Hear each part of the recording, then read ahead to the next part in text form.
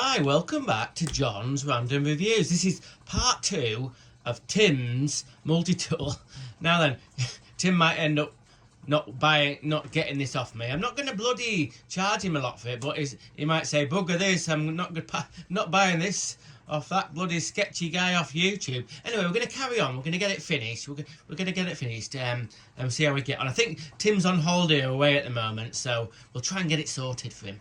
It might not bloody work. It might not bloody work. But anyway, what's the progress so far? Okay, first things first, we've got the crank housing welded up by a local gentleman from the town I live in. What a star. What a star job. When I gave it to him, he wasn't sure whether he was going to be able to do it because he says it was a chance it could all melt and it's not easy welding aluminium. Well, I don't think it is. Well, it isn't. So he said the Chinese aluminium or Japanese aluminium isn't very good really, but he's built it all up there. He's built it all up there and it's in exactly the right spot. So them two components are back on. I've given everything a clean. So that bit is ready. Got a bearing to go in the back. That's got to be pressed in at the back there. The bit that makes it all work is this bit. No, overall impressions, as I've said on the previous video, it was all rusted up.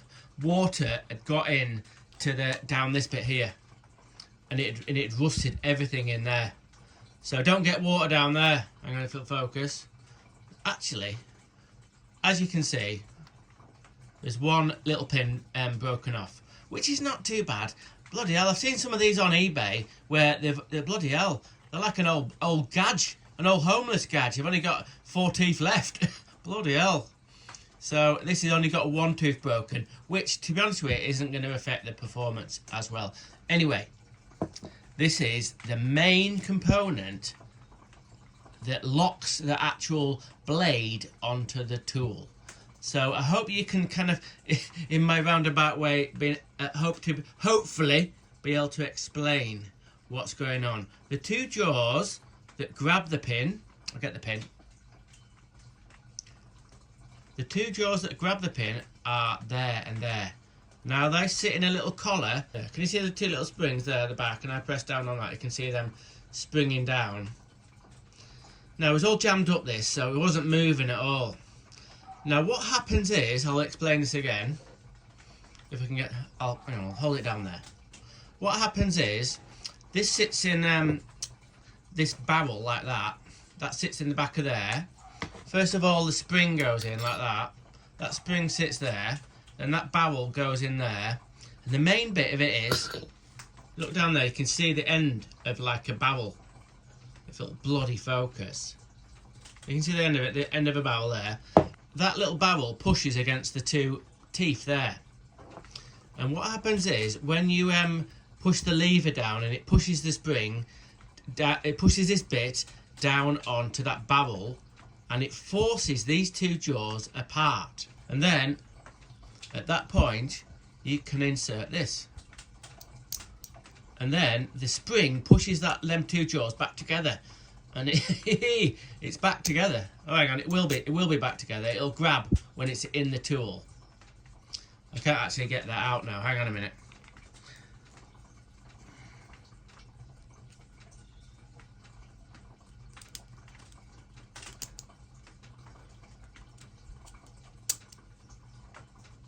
There. So you can see them 2 jaws. They push down and release. Make it so you can put the pin in, and then when you kind of release the jaw, they jump back up into that groove, and the actual teeth in there grabs the pin, grabs them bits of the pin. So everything, I tell you what, I'm quite pleased with progress. Things of note. I wanted to get some new brushes for this machine. Thinking in my head, they're going to be about £4 for a pair. These are the 2 brushes. And to be honest with you, they're not totally worn down. If I can get the blood, they're not totally worn down. But I thought, for Tim and Susie, I'll put some new brushes in. £4, no problem. Could I get them? No, I couldn't. What I ended up having to buy online is the whole kit and caboodle. Know what I mean is, I had to buy the brush carriers as well with the brushes in them. But that's not a problem. I got them for a tenner off a parts, sort of like a Makita parts specialist. So it's going to have new bits of that, new brushes. That's all been, remember, well, that's all been scrubbed up. Everything's been cleaned to the, well, as best I could. It was pitted with rust, some of it, but don't worry about that. I think we're going to put a light oil on it, get it all together. The biggest challenge is going to be pressing all these. Remember what I said about that? That presses onto that. That makes the oscillating bit. So I haven't figured out how to do that yet, but never mind. Other unusual things. Hey, will you keep an eye on the fire? My missus will be mad if will you tell me if it goes down the fire? Because I've got to keep the fire going. Got to keep the home fires going. Anyway. So, this is unusual. It's exciting, isn't it? No, this is unusual. I assumed that the clamshell... Hang on, let me just move this stuff out of the way. Right. I assumed that the clamshell was going to be the same sort of glass fibre reinforced plastic in the drills. But no, it's not. Right, and here's how I found out. I've got this little technique for cleaning the clamshells of drills where I actually use a solvent, and it actually doesn't affect, on a drill, it doesn't affect the actual clamshell or the rubber overmold. So I thought I'll get a bit of solvent cleaner on there, and I could tell straight away it's not the same plastic. It's more like, sort of like an ABS plastic. I don't know exactly what the formula is. That Avi guy from Canada, he'd know fucking exactly what it was. But I tell you what, you can tell it's harder. It's a harder plastic than it comes on the Makita drills. So it was a bit of a bugger to clean up. It had some paint on it, and it had all sorts of bits of glue, and I didn't know what to try. I tried a bit of terps, and I tried to get the solvent cleaner just lightly, and when I put the solvent cleaner on, it kind of made it white. You can see a little bit there. It kind of, I don't know, did something to the surface. I thought, oh shit, that's not so good. So look at that, I've even painted that. Look at that, Tim. You impressed? Well, we haven't got it back together again. He's only going to be impressed if he can tell the truth. He can get it cheap and it bloody works. But will it work? I think it'll work. Everything's clean. Everything's ready to be assembled. So I might do a kind of like a little progress video on the assembly, because it's well, not complicated, but if I had to assemble it sort of live in front of you all, fucking hell, it'd take a couple of hours. You wouldn't bloody switch off and go and watch bloody, what was it, Happy Valley or whatever the people are watching. Anyway, so that's the latest. Now then, why did they use this different type of plastic on this clamshell? Anybody out there know why? Is it to make it more rigid? Is it for money saving? Do they think, oh well, it's not twisting and like a drill, it's kind of like just not moving, so we can get away with using a different type of plastic? Don't know. But it's quite interesting, isn't it? It's quite interesting. So we've got all the gubbins. To put it back together. Oh, other things of note. The actual lever that makes it all work has been sprayed and cleaned up very fucking badly by me. I might have to have another go at that. But it looks, well, I don't know. I don't think I've kind of got it's scrubbed down enough. Anyway, it looks a little bit better, but I might put a bit more spray on that. This pin that goes through here, through there like that, that's actually snapped in half, so I had to order another one of them as well. So, in this video, or an upcoming video, Tim, you listening? When you get back off your holiday, you might have a brand new, cogitated, not brand new, but cogitated multi-tool. But anyway, we don't know if it's going to work yet, but it's exciting. Okay then, we're making progress. I'm stoked to have got this bit back together. It went back together quite easily, really. When I put the spring back in, and this end bit with the jaws in it, actually managed to start the thread there, and that threaded up okay, nice and tight. And I know it works. Because I just thought I'll just fit that in there, and it contacted. Remember, with the pin out like that, it's in sort of lock position. So what I managed to do is push that in, and it grabbed. The jaws grabbed, and I couldn't get the bloody pin out. So what I had to do is use the old bearing puller there to push that spindle down, and this came out no problem at all. So the next challenge, and that involves the bearing puller, is to get this bit back in there like that. But remember, the bit that makes it oscillate is here. That's got to sit in there like that, and that has got to be pressed right through the body of the crank housing onto there. But also that's got to be lined up dead straight. I don't want it to be when you get these from new, these tools, the blade sits out straight. It's perpendicular to the perpendicular to the actual body. So I don't want it kicked at an angle. So I've worked out how I put a mark on it somewhere. Don't know where. Anyway, and I'm going to try and press all that together through there with this. So the plan is, I know this is a bit Heath Robinson. I'm going to put that on there and then put that not onto these bits because I don't want to break them. I'm going to find something else and then try and pull everything through the actual body there. So wish me luck.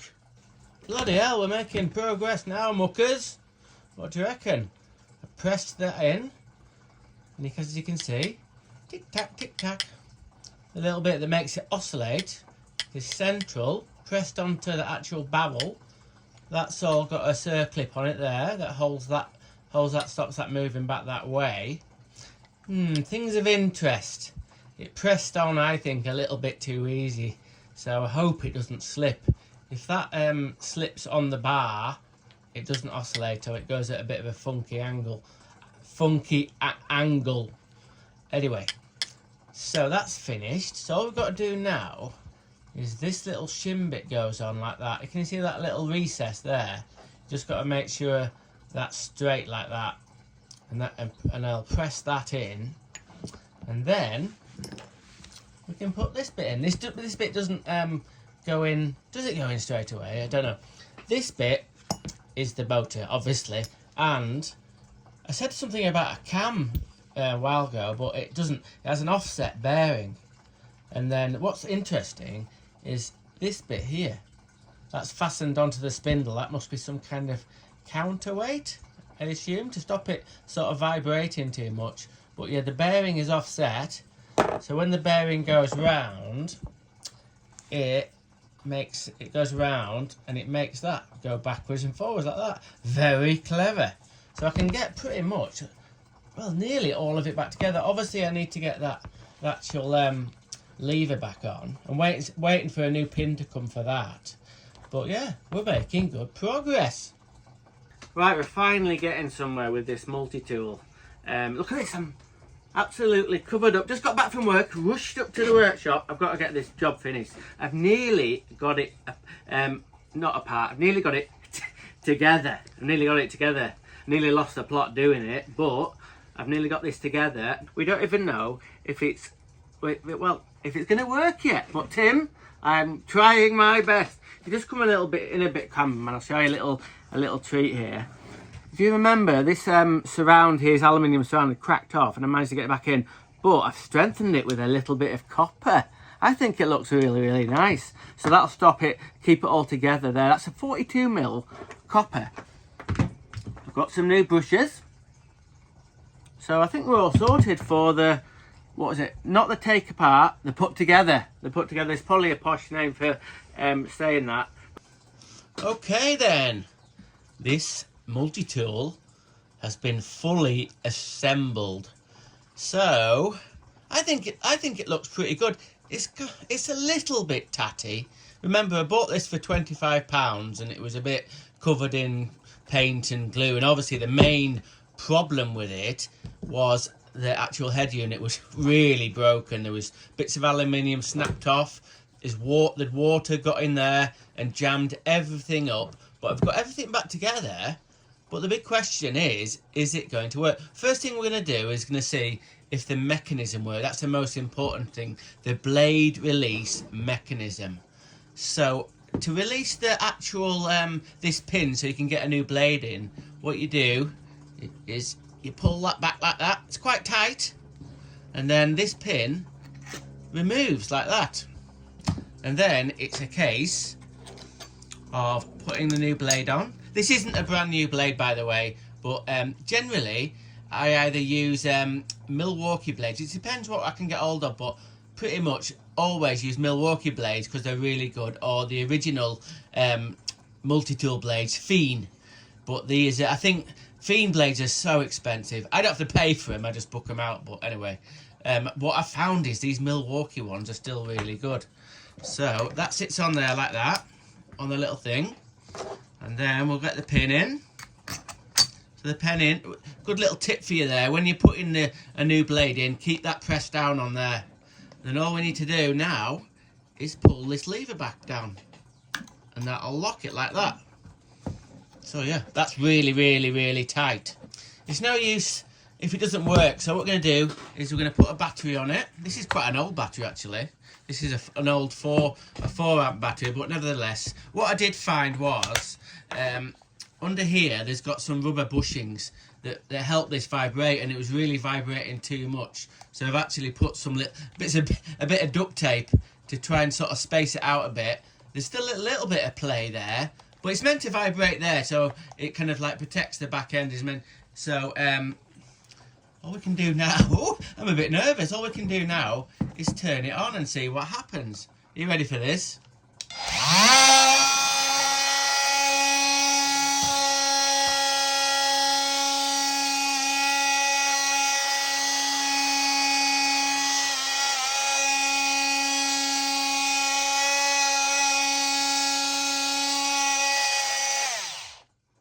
The motor sounds alright. Did you hear that change in pitch? I haven't really got to the bottom of it, but we're going to do a little bit of testing. As far as I could tell, the motor seemed absolutely fine. Whether there's going to be a problem down the road, I don't know, but it's actually working. What we're going to do now is get a bit of wood and give it a bit of a testing. Okay, I've got my workbench set up. Come in here, look at the state of this. I need a new one. Blooming heck. Anyway, I've got my little bit of wood which I drill holes in for testing. And I've got my multi-tool. Put a brand new 6 amp battery on. I think that 4 I had on before. I remember a minute ago I said it was racing. It was the pitch of the motor was changing, but it seems fine with this. So let's give this a bit of a cut and see if it works.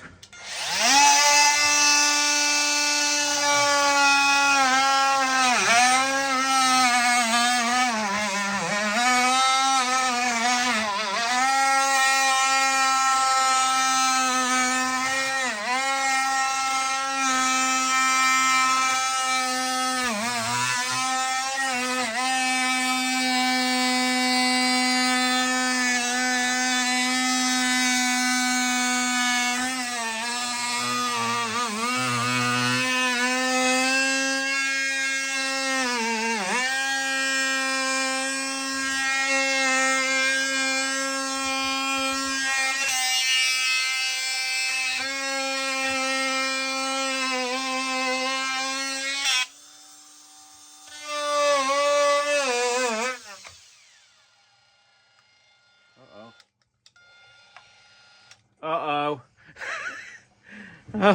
Oh no. Oh no.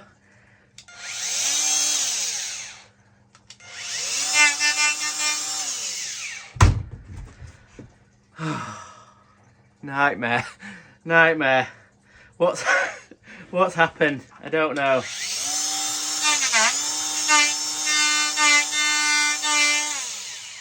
Oh dear. Oh well. Right, I've got serious problems with this tool, so it looks like I'll have to keep hold of it, Tim, for a while and figure out what's wrong with it. It's the motor's still working.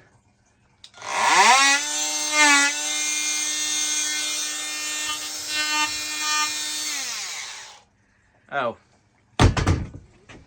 Right, I thought I was doing so well. This is what happens sometimes when you try and fix tools. There's another problem in it now, whether it's something I've done or it's something I didn't see before I actually got it going. But as you see, it ran for a little bit and then it went bad. So anyway, I'm done with this for now, and we're going to do another video about what's the matter with this. So I am going to fix it, even if it kills me. So okay, all right, sorry Tim, it's still work in progress. Okay, see you in the next video. Okay, I'll say it. Random is rad. Rock on.